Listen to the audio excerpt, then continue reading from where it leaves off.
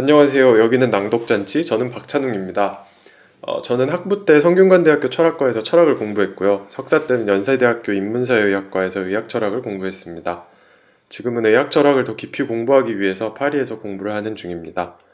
파리에서 가까이 지내는 양뽕띠 씨께서 자신이 낭독잔치를 열었으니 참여해보지 않겠냐는 제안을 해왔습니다. 이 제안을 받아들여서 저도 오늘 제가 좋아하는 책의 일부를 낭독해보려고 합니다. 오늘 읽을 내용은 조르주 깡길렘이라는 철학자의 정상적인 것과 병리적인 것의 서문입니다. 시작하겠습니다. 서론. 인간에게 있어서 병리적 구조와 병리적 기능의 문제는 방대한 문제이다. 선천성 안짱다리 환자, 성도착증 환자, 당뇨병 환자, 정신분열증 환자는 결국 해부학적, 발생학적, 생리학적, 심리학적 연구로 귀결되는 수많은 문제들을 제기한다. 그러나 그러한 문제는 분할되어서는 안 되고 총체적으로 다루는 것이 세부적으로 분할해서 다루는 것보다 문제의 전모를 밝힐 수 있는 가능성이 훨씬 크다는 것이 우리의 견해이다. 그러나 지금으로서는 충분한 근거를 종합하여 제시하면서 이러한 관점을 주장할 수 없으므로 먼 훗날에 그럴 수 있기를 바란다. 그러나 우리 연구의 일부를 출판하는 데에는 지금으로서는 문제의 전모를 파악할 수 없다는 현실적인 불가능성만이 나타나는 것은 아니며 이 탐구의 연속성을 알려주고자 하는 의도도 있다. 철학은 하나의 반성인데 그 반성의 재료는 철학에게 낯선 것이 좋으며 좋은 반성의 재료는 반드시 철학에게 낯설어야 한다.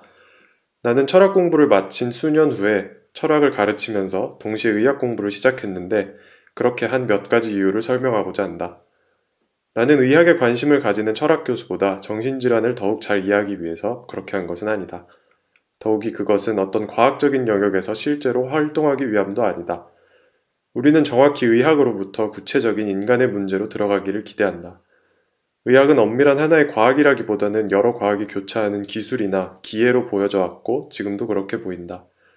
우리를 사로잡는 두 개의 문제, 즉 과학과 기술과의 관계, 규범과 정상적인 것과의 관계가 보다 정확한 입장을 견지하고 보다 분명해지기 위해서는 직접적인 의학 지식을 이용해야 한다고 생각된다.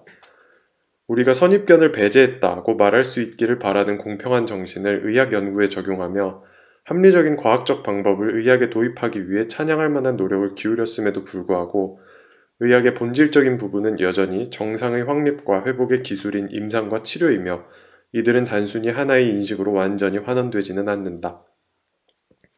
따라서 이 연구는 의학의 방법과 성과들을 철학적 사색에 통합하려는 노력이다. 이것은 어떠한 교훈을 주려는 것도 의학 활동에 대해 어떠한 규범적인 판단을 내리려는 것도 아니라는 점을 말해둘 필요가 있다. 우리는 형이상학을 의학에 통합시킴으로써 의학을 혁신하려는 주제넘는 의도를 품지 않는다. 만약 의학이 개혁되어야 한다면 위험을 무릅쓰고 명예를 위해 그 일을 할 사람들은 의사들이다. 그러나 우리는 의학적 탐구에 종사하는 의사들의 이해를 교정함으로써 몇 가지 방법론적인 개념을 혁신시키는 데 공헌할 야심을 갖고 있다.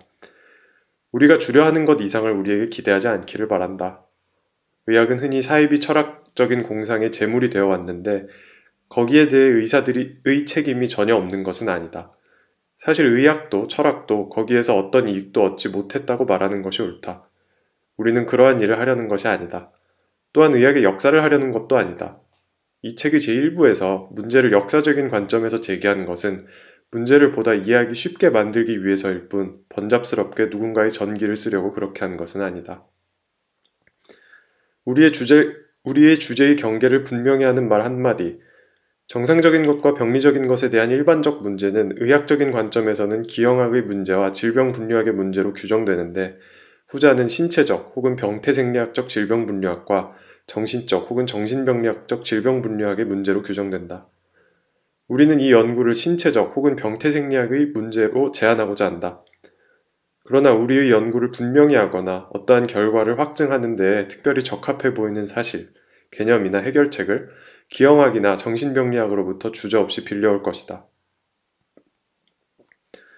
우리는 19세기에 일반적으로 채택된 주장을 비판적으로 검토하면서 정상적인 것과 병리적인 것의 관계에 대한 우리의 개념을 제시하고자 노력했다.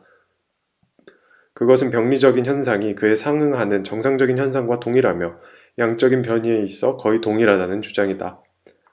이와 같은 방식으로 진행하는 것은 문제를 닫기보다는 다시 열어젖히는 철학적 사유의 요구에 복종하는 것이라 생각한다.